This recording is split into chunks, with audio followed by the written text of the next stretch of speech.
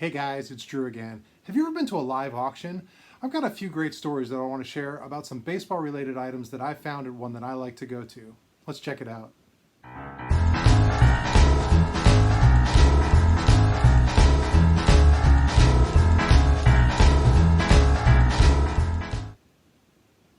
So one of the things my wife and I love to go do is we go to this live auction. It's just across the state line in South Carolina, and I live in Northeast Georgia.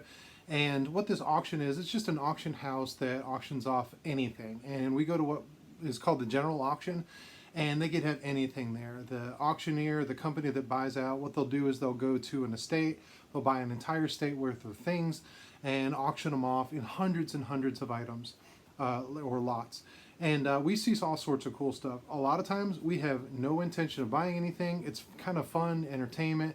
You kind of come and go as you please. A lot of times they take 4 to 5 hours to go through the entire room full of stuff. Well, I almost never find any baseball related items, but I'm always looking. At best, you might find a box that's got like an old Little League glove in it or something, but nothing really antique. Definitely nothing professional like a card collection or autographs or anything kind of like that. But I'm always hoping. There's always that hope that I might could find something. Well, let me explain a couple of things, and I want to show a few of the items that I've actually ever come across, even though I've been to dozens of these auctions over the years. So what they'll do is they have huge items like furniture, bigger ticket items, and they hold them up and people auction them off or whatever. Well, on the side of the room, there'll be tables lined up, and there'll be these boxes, and there'll be lots, and the auctioneer just sort of throws random stuff that's kind of together and puts them in lots. And then what you would do is as the auction goes on and the bigger items go down, a lot of the people that are there to bid, they'll leave, and they have these tables up front, and what they'll do is they'll have a $20 table, let's say, to start. If there's a lot of something that you want that's in a box, you can take it at any point and put it on the $20 table. As time goes on, they also have a $10 table, and then finally a $5 table. And what it is they will slowly pull these lots as they go. Well, a lot of times what those lots are just junk. But one of the things in these lots all the time are books or magazines, but not like, Sport Magazine or old Sports Illustrated. In fact, I don't think I've ever seen either of those. A lot of times they're like, I don't know, Better Homes and Gardens, knitting, magazines or whatever, just things I'm not really interested in. And there was all these books, but these books were older. These books were back from the teens, from the 20s, and there were a variety of topics. They weren't like in great shape at all. They had obviously been in storage for decades. They just smelled musty and all this other stuff, and there was really nothing in the main part of the auction going on. So I thought, you know what? A lot of times people used to as a placeholder or a bookmark, they would put a card in there. And I thought, what are the odds if I'm flipping through, there was probably probably a few dozen boxes, each one with 15 or 20 books in it. If I'm just flipping through, what if I found a card? Wouldn't that be a kicker? Because if the card's in the book and that book is in that box, I can put it up, and let's say I wait long enough and it's on the $5 table, I might could get it for $5. Why not? So I'm sort of half paying attention, half flipping through books and putting them down. And I'm telling you, my heart jumped. And what I did was I flipped through, and sure enough, there was finally in one of these books, there was a card. And the way it landed, the card was face down. And the first thing I noticed was the size, small card, and the second thing I saw was Mecca cigarettes on it. And I'll show a picture of what it looked like from the back. And I was like, oh my gosh, I found a tobacco card. And I was like freaking out, like, no way, I don't care what it was. But then as I looked at the back of the card, I'm thinking, this doesn't look familiar from what I'm used to with pre-war tobacco cards. And as I flipped it over, what it was it was actually a set that was put out in 1911. So a tobacco card, pre-war, but it was of a bird set. And just different birds. And, I guess it was cool that there was a card. But it wasn't sports related, it wasn't baseball related, and it wasn't something cool like a hawk or an eagle or a falcon. It was a nuthatch. So I finally find a vintage card, and I find a common of a bird. And so I didn't buy the box because it wasn't worth it, and but I'll show you a picture of what the card looked like. So kind of a cool thing, but they sell for about $2 on eBay. The box would have been minimum $5 plus buyer's premium and tax. Wouldn't have been worth it, except for the story. I didn't purchase it. But it just kind of figures that I finally find something that I get super excited about, and it was a common bird card is what I found, but whatever. And then there was another time there was a box, and it was a bunch of random kitchen items. And I'm talking like a turkey baster and an egg beater, and it was all kind of stuff from the 60s and 70s or whatever. But in there was one thing, and I ended up buying this box just for this one item. And I bought the box for $5, paid for it, and literally walked over and threw the rest of the box away except for the one item. And what I found in this box was a vintage ceramic piggy bank with a baseball, which is super cool or super stupid.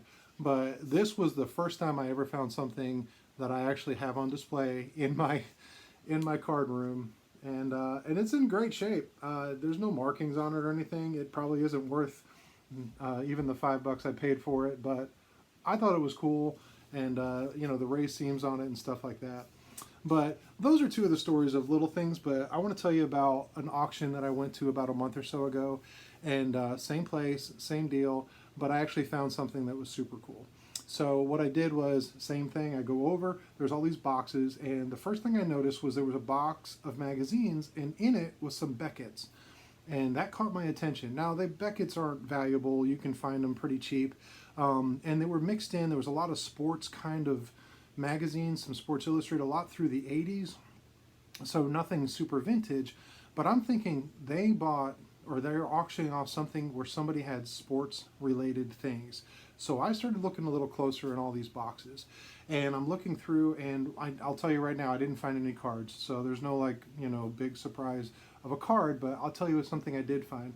And I was going through, and I kept looking through all these boxes, dozens and dozens of boxes. And finally what I had found was there was one box that literally had, I'm not kidding, knitting magazines, a dictionary that was old and moldy, and then there was something else in there. Oh, there was a teen magazine from 1973, and apparently David Cassidy was quite the deal back then, because that's what it was. And but that was kind of it. But there was one thing that I saw upside down, and I'll just show the side of it, of what I saw. And it's a box. This is what I saw. And as I flipped it out and took it, you can see it's very sun faded. Obviously this was on a bookshelf. You can see where it's faded here, but the original color. But then as I flipped it around, what it was a Sports Illustrated baseball game. So I pulled out my phone and I looked it up real quick, and it turns out that this baseball game was a game. It was a board game that was devised by Sports Illustrated and sold in 1971. And I want to kind of go over and I want to show you what was inside this thing, because I was really surprised not only that there was a baseball related item in there, but exactly what was in here and the condition of what was inside. So let's go check out what was inside. Okay guys, so here's a closer look at what was inside. So this is the box, and you can see it has the shine is still on it from the ink, the silver ink. But like I mentioned before, the outside is faded, a little beat up, and if you look at the back, you can really see where there was no fading here, but a lot of it. So I'm guessing it sat on a bookshelf with this part sticking out for years. But as I opened it up and looked, and here's what I'll do is I'll stick this back here so you can see it. This is what was inside, okay? And it was the original game, but what I was surprised to find was this box had never been actually used. This game is brand new, to the point to where the dice still have the staple in the bag. The little game pieces are still in the original pouch, with a little SI logo on it from the early 70s. And then here's the cool thing, is the colors on some of the things, the red or the pink, the green, the rules of play, situation charts and stuff. Not only that, so what it is every team had its own binder, and the teams were still alphabetical the way they were placed in the factory. So the Atlanta Braves were right on top, And I mean, you can see, I mean, you've got Hoyt Wilhelm, uh, Orlando Cepeda. Where's he at? Hank Aaron, there he is. Hank Aaron's on there. Other teams, next one alphabetically, Ron Santo, Ernie Banks, Fergie Jenkins. And as you go through this, I mean, this is like the who's who of early 70s, Johnny Bench, of Hall of Famers, of stars. And look at the colors on this. I mean, the yellow, the pink, the sort of aquamarine that's on there, the Houston Astros. I mean, this is back Joe Morgan, still on the Astros, the Los Angeles Dodgers, Manny Moto, Maury Wills, Don Sutton. And just the colors on this is outstanding. And as you flip through every single one of them, the colors, Pittsburgh Pirates, I mean, you've got Roberto Clemente. I can flip through. So here you go, starting into the American League, and you've got Brooks Robinson up here, Frank Robinson, Boog Powell, Jim Palmer, just all these things. And every one of these, as you open it up, has a chart. Now this is the most complex, I tried to read the rules, complex game for a kid to learn, but it was basically almost like early sabermetrics. You would roll the dice, and you would have to go on these charts, and you would have to position your players. But the condition in which this thing was found is just outstanding to me. We'll go all the way back through. It's got the original score pad that was in there. Not one sheet is written on or torn out. Again, the colors on the inside, denoting all the different on the dice, what they represent. And then finally, it's got the board, the actual game that the board was played on. So this is like the only thing I've ever found at that auction that has just got super cool. I mean, outside of the pig. But it's just one of the coolest things I've ever found. I was super surprised, and I know I didn't mention it before, but I will tell you, I got really excited, and actually we were a little bit more of a crunch on time when I purchased it. So I did not sit around for 4 hours and wait for the $5 thing. I stuck it up there when it was 20 bucks, and I ended up getting this entire thing for $20. But I just thought this was such a cool item, such a cool piece, and I thought I would share it with you guys. So if you've never been to a live auction, there is just so much fun about them, and you can find some insanely cool stuff, sometimes for really good prices. I just wish I lived in a part of the country where baseball has a bigger history, like up in the Northeast, where you can find this sort of stuff. But there's my story about my game. There's the story about my find. And as always, guys, I appreciate you coming along, checking this out. But until next time, you guys be good.